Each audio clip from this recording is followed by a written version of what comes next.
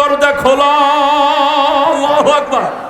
তখন শুধু দরজাটা খুলবা, তোমার সালেমকে টান দিয়া কুলে নিবা, আর কোনো বাধা নাই। মাওলা আমার সাথে কথা দিছে, তোমার ছেলেকে তোমার কোলে ফেরত পাঠাবে। যেরকম আল্লাহু আকবার।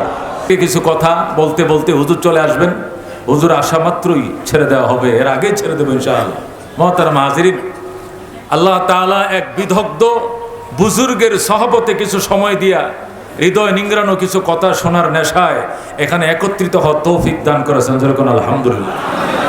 দোয়া করি গুনার গাটুরি বহন করে এসছি, মোনাজাত শেষে আল্লাহ যেন নিষ্পাপ করে বাসা বাড়িতে ফিরায়। যেরকম আমি।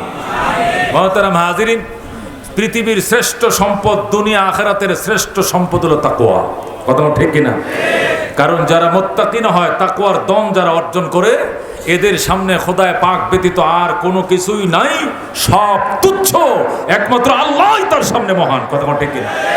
তাকওয়া যারা অর্জন করেছে, ওমাইয়াত্তাকিল্লাহ, আল্লাহ বলেন যারা তাকওয়া অর্জন করেছে, খোদা ভীতি যারা অর্জন করেছে, খোদাকে যারা ভয়ের মতো ভয় করেছে, ইয়াজআল্লাহু মাখরাজা, একে ব্যারিকেড দেওয়ার জন্য, এর আটকানোর জন্য, এরে ফেসাদে ফেলানোর জন্য যে যত আইল বাঁধো না কেন, যত ষড়যন্ত্রের জাল বুনো না কেন, আমি আল্লাহ নিজের হাতে ধরে ছিন্ন ভিন্ন করে দিব তোমার ষড়যন্ত্র। ওয়ারযুকুহু মিন হাইসু লা ইয়াহতাসিব, এমন জায়গা থেকে তোমার জন্য রিজিকের ফয়সালা করব, সেখান থেকে রিজিক পাইবা এ কল্পনাও কোনোদিন তুমি করো নাই। আল্লাহু আকবার। মুফাসসিরিনে কেরাম লেখে, পৃথিবীতে মানুষ দুটি জিনিসের জন্য সকাল থেকে সন্ধ্যা, সন্ধ্যার থেকে আবার সকাল, সকাল থেকে আবার সন্ধ্যা, আবার সন্ধ্যার থেকে পরের দিন সকাল পর্যন্ত নির্ঘুম মেহনত করে পৃথিবীতে মানুষ দুইটা জিনিসের জন্য। কটা জিনিসের জন্য?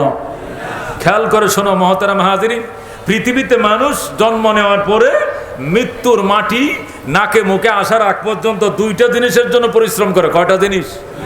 এক নম্বর জিনিস হলো মান সম্মান ইজ্জত নিয়ে দুনিয়াতে বাঁচার এক নম্বর সংগ্রাম মানুষের। কতক্ষণ ঠিক কিনা? কোনো আলেম ওলামা বুজুর্গের সাথে দেখা হইলে হুজুর একটু দোয়া করেন মান ইজ্জত নিয়ে যাতে দুনিয়াতে বেঁচে থাকতে পারে। কতক্ষণ ঠিক কিনা? আর দুই নম্বর চাওয়া পাওয়া মানুষের এক মুঠ ডাল ভাতের জন্য যেন কাহারো দুয়ারে যাতে হাত পাততে না হয়, হুজুর দোয়া করেন আল্লাহ যেন হালাল রিজিকের মাধ্যমে এক মুঠ ডাল ভাতের ব্যবস্থা করে, এক মুঠ ডাল ভাতের জন্য যেন কাহারো দ্বারস্থ হতে না হয়। তো মানুষ কয়টা জিনিস চাই দুনিয়াতে? এই দুটো জিনিসের জন্য টাইমের উপর ওভারটাইম করছে মানুষ। কতক্ষণ ঠিক কিনা?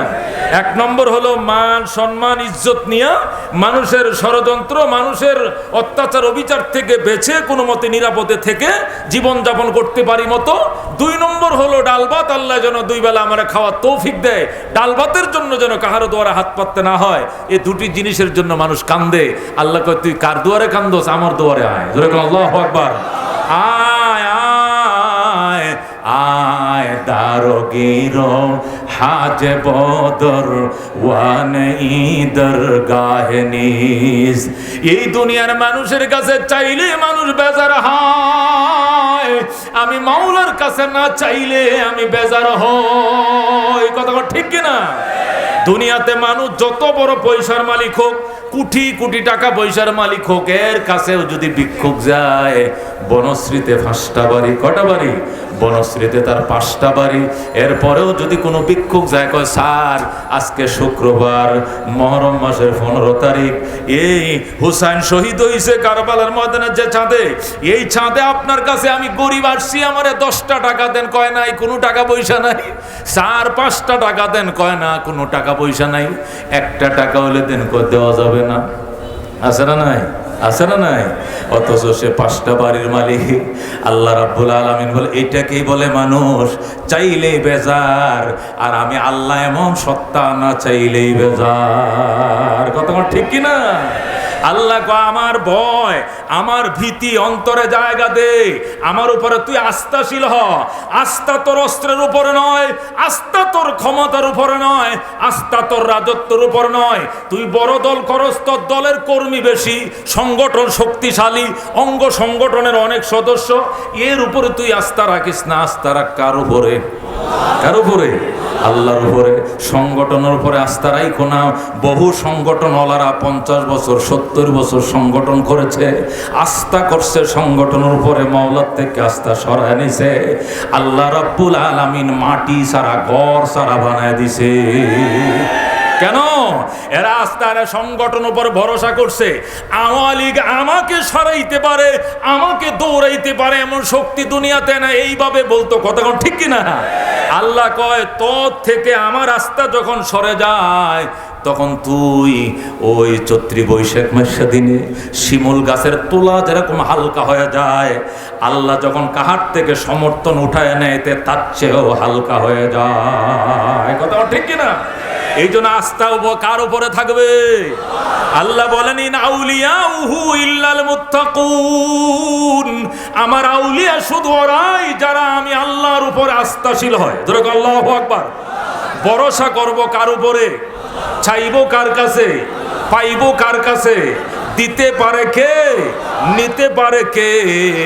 আল্লাহ এর উপরে ভরসা। এই জন্য আল্লাহ কমাইয়াত্তাকিল্লাহ, যে ব্যক্তি খোদা ভীতি অর্জন করবে, খোদায় পাকরে একমাত্র ডরাবে, খোদায় পাকের উপর আস্থাশীল হবে, যে দুটি জিনিসের জন্য তুমি দুনিয়াতে আসার পর থেকে নিয়াম এই যে হামাগুড়ি শুরু করছো, টাইমের উপর ওভারটাইম শুরু করছো, তারপরেও তোমার দিন ঘুরে না, তোমার সচ্ছলতা আসে না, অভাব দূর হয় না। আমি আল্লাহ কথা দিলাম দুটোটাই দিব। তোমার জন্য যে যত বড় প্রতিবন্ধকতা তৈরি করো, ধুলির সাথ হয়ে যাবে তার প্রতিবন্ধকতা। আল্লাহু আকবার। উড়ে যাবে তার ষড়যন্ত্র। ইয়াজআল্লাহু মাখরাজা, আমি আল্লাহ তোমার জন্য সমস্ত রুদ্ধ পথগুলো খুলে দেব। ওয়ারযুকুহু মিন হাইসু লা ইয়াহতাসিব, এমন জায়গা থেকে রিজিকের ধার তোমার জন্য খুলে দিব, সেখান থেকে রিজিক পাইবা এই কল্পনাও তুমি কোনোদিন করো না। সুবহানাল্লাহ। মক্কায় এক লৌহ মানব ছিলেন, ওনার নাম ছিল হযরতে আউফ ইবনে মালিক। কি নাম? জোরে কোন কি নাম? হযরতে আউফ ইবনে মালিক। মক্কায় উমর যেরকম লৌহ মানব ছিলেন, সিংহ পুরুষ ছিলেন, আউফ ইবনে মালিক মদিনার এরকম সিংহ পুরুষ ছিলেন। নবী আলাইহিস সালাম মদিনায় গেলেন, আউফ ইবনে মালিক বলতেছে, কে রে, এমন কোন ব্যক্তি মদিনায় আসলো যাকে দেখার জন্য হাজার হাজার মানুষ ভিড় করে, আমাকেও তো যেতে হবে। আউফ ইবনে মালিকের নেতা কর্মীরা বলে, খবরদার, মোহাম্মদকে দেখতে যাওয়ার দরকার নাই। কয় কেন? কয় দুইটা অপরাধী। এক নম্বর অপরাধী সে বাপ দাদার ধর্ম ছেড়ে দিয়েছে, 2 নম্বর আত্মীয়তা সম্পর্ক ছিন্ন রেখে নিজের মাতৃভূমি ছেড়ে দেশে চলে আসছে। এমন মানুষের সাথে আমাদের দেখা করার দরকার নাই। যেরকম নাউজুবিল্লাহ। এইভাবে আউফ ইবনে মালিককে 6টি বছর নবী আলাইহিস সালামের সাথে দেখা করতে দেয় নাই তার নেতা কর্মীরা। কেন? জানে মোহাম্মদ যদি নেতৃত্বে চলে আসে আমাদের নেতৃত্বের বেল থাকবে না। কথা ঠিক না? ইসলামের নেতৃত্ব অনেকেই মেনে নিতে চায় না। ইসলাম ক্ষমতা আইলে টেন্ডারবাজি বন্ধ, ইসলাম ক্ষমতা আইলে নারীবাজি বন্ধ, ইসলাম ক্ষমতা আইলে স্বৈরাচারী বন্ধ হয়ে যাবে, চুরি ডাকাতির হাত বন্ধ হয়ে যাবে। এই জন্য ইসলাম ফোবিয়ায় মানুষ কাতর। কথা ঠিক কিনা? ইসলামের নাম শুনলে ভয় পায় মুসলমানেরা নয়, ফাসিক ফুজ্জারের দলেরা। কথা ঠিক কিনা? এই জন্য মদিনার বেঈমানেরা আউফ ইবনে মালিককে নবীর সাথে দেখা করতে দেয় না। আল্লাহর হাবিব একদিন স্বপ্ন দেখাইলেন, আউফ দেখা করলি না, ঠিক আছে, পরে আসলে আর নবীরে পাবি না। আল্লাহু আকবার। হযরত আউফ ইবনে মালিক ঘুম থেকে উঠলেন, উঠে বললেন, কি দেখলাম? কে স্বপ্ন দেখাইলো আমাকে? কি দেখলাম? যাক, এতদিন তো পরামর্শ করছে, আমার কেউ যাইতে দেয় নাই, আজকে কোনো পরামর্শ নাই। বউরে বলছে, ঘুমায় থাকো, আমি এক জায়গায় যাইতেছি, দেরি হইলে টেনশন করিও না, আমি এক জায়গায় যাই, আমি এক স্বপ্ন দেখছি, এটা বাস্তবায়ন করতে যাই। যেরকম সুবহানাল্লাহ। সোজা হযরত আউফ ইবনে মালিক আল্লাহর হাবিবের দরজা যাইয়া ডাক দিয়া কয়, মুহাম্মদ ইবনে আব্দুল্লাহ, ফাক্কিল বাব, গেট খুলেন। আল্লাহু আকবার। হ্যাঁ, মুহাম্মদ ইবনে আব্দুল্লাহ গেট খুলেন। আল্লাহ নবী কো, মান আনতা, তুমি কে? কয়, আউফ ইবনে মালিক, আমি আউফ ইবনে মালিক। আল্লাহু আকবার। আল্লাহর হাবিব টাস করে গেট খুলে দিলেন। আউফ ইবনে মালিক আল্লাহর হাবিবের চেহারা দিকে ছায়ে রইছে। আল্লাহ নবী কো, তুমি নি আউফ ইবনে মালিক? কহ, তুমি এত দেরি করলা কেন? আউফ ইবনে মালিক কো, রাসূল গো, আমার দুশমন আপনার সাথে সাক্ষাৎ করতে দেয় না। নবী বলেন, ফাদ্দাল, তুমি বসো। আউফ ইবনে মালিক, রাসূল গো, আমাকে বসতে কয়েন না, আমি নুরানি চেহারা দেই খেলই। আল্লাহর হাবিবের দিকে ছায়াই রইছে, দীর্ঘ সময় দিয়ে ছায়া রইছে, অনেক কান পর্যন্ত তাকানোর পরে বলতেছে, আল্লাহ, লাইসা হাযাল ওয়াজহু ওয়াজহু কাযযাব। আল্লাহু আকবার। আউফ ইবনে মালিক কসম খায় বলতেছে, মদিনাবাসীর আয়, এই চেহারা কোনোদিন মিথ্যাবাদীর চেহারা হতে পারে না। তোরা কেন আমাকে সাক্ষাৎ করতে দিলি না? আউফ ইবনে মালিক আল্লাহর হাবিবের কদমের উপরে পড়ে পড়া দেন, আশহাদু আল্লাহ ইলাহা ইল্লাল্লাহু ওয়া আশহাদু আন্না মুহাম্মাদান আবদুহু ওয়া রাসূলুহু। মুসলমান হয়ে যায়। আল্লাহু আকবার।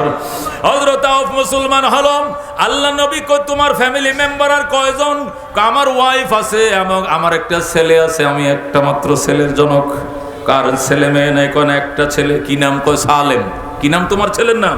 কয় আমার ছেলের নাম সালেম। হুজুর আমার স্ত্রী আছে আর আমার একটা ছেলে আছে, আমরা ফ্যামিলি মেম্বার 3 জন, আর কেউ নাই। আল্লাহর হাবিব কয় সালেমকে নিয়ে আইসো, তারও কালমা পড়াও। আল্লাহু আকবার। নবীর দরবারে আউফ ডাক দেয়া কয়, রাসূলুল্লাহ আমার কর্মী সমর্থকরা যদি জানতে পারে আমি মুসলমান হইছি, আমার মাইরে ফেলাইবো। এই কারণেই তো আমি 6 বছর আপনার সাথে সাক্ষাৎ করতে পারি নাই। আল্লাহর হাবিব কয়, আল্লাহর প্রশংসা করো, ইস্তেগফার বাড়াও। আল্লাহর প্রশংসা করো, ইস্তেগফার বাড়াও। তোমার পশমের ক্ষতি বেঈমানরা করতে পারবে না।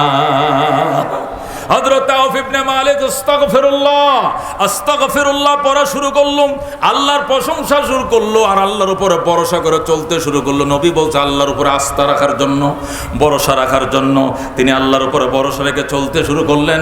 বাড়িতে আসলেন, আসার পরে যখন বললেন, ও মদিনার মুনাফিকরা শোন, গেল রাত্রে নবীকে স্বপ্ন দেখে কাউকে না বইলে নবীর হাতে কালমা পড়ে মুসলমান হয়ে গেছি। কর্মী সমর্থকরা করলেন কি?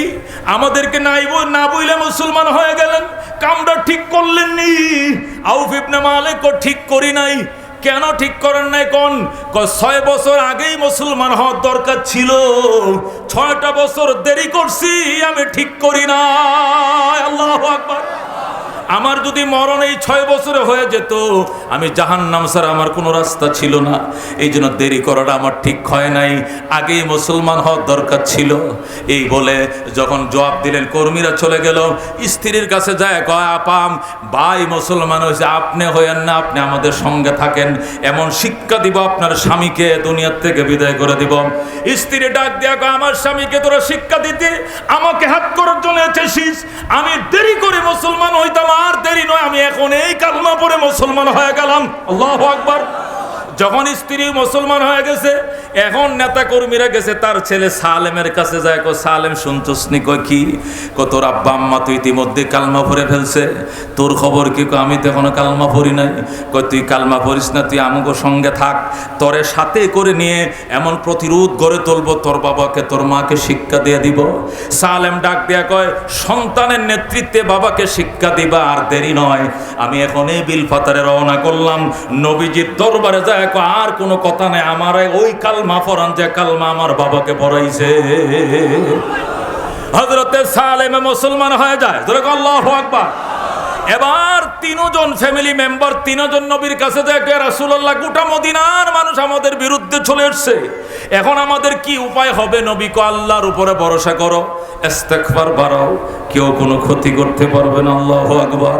ঠিক আছে, আল্লাহর হাবিবের কথার উপরে আস্থাশীল হয়ে তারা আল্লাহর উপরে ভরসা করে জিন্দেগি শুরু করলো। বিকালবেলা সালেম গেছে বাজার করার জন্য। গ্রাম দেশে বিকালে বাজার বহে, ওই বাজার থেকে বাজার করে সালেম যখন মদিনার দিকে রওনা করছে, রাস্তার মধ্যে শত্রুরা তারা অপহরণ করে ফেলছে। হযরত সালেমের চোখ বন্ধ করে, মুখ বন্ধ করে, চোখ পা বেঁধে তাকে অপহরণকারীরা গুম করে ফেলছে। হযরতে আউফ এখন আর সালেমকে পায় না। নবীজির দরবারে যায়, বলছে ইয়া রাসূলুল্লাহ, আমি বিশ্বস্ত সূত্রে জানতে পাইছি আমার সালেমকে শত্রুরা গুম করে ফেলেছে। আল্লাহর হাবিব, আল্লাহর উপর আস্থা রাখো, রোজা রাখো, তোমার ছেলে চলে আসবে। আল্লাহু আকবার। আউফ ইবনে মালিক এবং তার স্ত্রী রোজা রাখলেন, কান্নাকাটি করলেন, ইফতার করে দেখা করলেন, রসুলকে রোজা তো রাখছি, কিন্তু আমার সালেম তো আসলো না। আবার রোজা রাখো। পরের দিন আবার রোজা রাখছে। ইফতারের পরে যায়, হুজুর আমার ছেলে তো আসলো না। আরেক দিন রোজা রাখো। তৃতীয় দিন রোজা রাখছে। ইফতার শেষে যায়, ইয়া রাসূলুল্লাহ রোজা তো 3টে হয়ে গেল, কিন্তু আমার ছেলে তো আসে নাই। আল্লাহর হাবিব কয়, বুঝেছি, আমি মুনাজাতে হাত বাড়াইব, তোমরা আমিন আমিন বলবা। আল্লাহু আকবার। আল্লাহর হাবিব হাত বাড়ায়, আল্লাহ তুমি আউফের ছেলে সালেমকে কোথায় নিয়ে গেছে দুশমন, তুমি পারবা? কেউ পারবে না। মায়ের সন্তান মায়ের কোলে ফেরত পাঠাও। আল্লাহু আকবার। ইয়া আল্লাহ, আমি নবী বলছি, তোমার হাবিব হাত বাড়াইছি, আল্লাহ তোমার দরবারে আমার আকুতি আমি নবী বলছি। এদের কান্না কানতে কানতে চোখের পানি ফুরিয়ে গেছে, এদের চোখে আর পানি নাই, কি দিয়ে কাঁদবে? অবশেষ তোমার নবী কান্দে, মায়ের সন্তান মার কোলে ফেরত পাঠাও, সালেমকে আজকে রাতের ভিতরে মায়ের কোলে পাঠাও। আল্লাহ নবী আমি মুনাজাত করতেছে, আর আউফের সালেমের মা বাবা আমিন আমিন বলতেছে। হঠাৎ করে নবী মুস্কি হাসি দিয়ে বললেন, বেরাহমাতিকে আরহামার রাহিমিন। আউফ কয়, হুজুর হাসলেন কেন? মুনাজাত কবুল হয়ে গেছে। আল্লাহু আকবার। কেমনে কবুল হইছে? আল্লাহ আমারে সুসংবাদ শোনাইছে, আজকে রাত্রের নিশিতে, এই রজনীর নিশি কণ্ঠে, নিশির টাইমে তোমার ছেলে দরজায় ডাক দিবে, মা আমি আইছি, দরজা খোলা। আল্লাহু আকবার। তখন শুধু দরজাটা খুলবা, তোমার সালেমকে টান দিয়া কুলে নিবা, আর কোনো বাধা নাই। মাওলা আমার সাথে কথা দিছে, তোমার ছেলেকে তোমার কোলে ফেরত পাঠাবে। যেরকম আল্লাহু আকবার। যে আয়াত পড়ছি ওই আয়াতের পেক্কার মধ্যে তাফসীর খুলে দেখেন, এই ঘটনা লেখা আছে। যেরকম আল্লাহু আকবার। হযরত আউফ ইবনে মালিক এবং তার স্ত্রী কাঁদতেছে, তাহাজ্জুদ পড়তেছে। হঠাৎ করে শুনে দরজায় দাঁড়ায়, কয় সালেম, কয় মা দরজা খুলো গো মা, আমি সালেম আইছি। আল্লাহু আকবার। হযরত সালেমের মা দরজাটা খুলে দেখে সালেম আসছে। সালেম ডাক দিয়া কয়, মা আগে আমার পশু পাখিগুলো সামলাও। মা, আল্লাহ তোমাদের দোয়ার বরকতে, নবীজির চোখের পানির বরকতে এবং আল্লাহর উপরে তাওয়াক্কুল করার বরকতে আমাকে তো ফেরত পাঠাইছে। শুধু আমাকেই খালি হাত ফেরত পাঠাই নাই, আমাকে আমার মা বাবার জন্য 100টা উট বোনাস দিয়েছে। মা, ওই যে দেখা যায় রশি দিয়ে বাঁধা 100টা উট, এই উটগুলো ঘরে ঢুকাও। যেরকম আল্লাহু আকবার। উটের ঘরে, গোয়াল ঘরে উটগুলো ঢুকাও। আউফ ডাক দিয়ে কয়, সালেম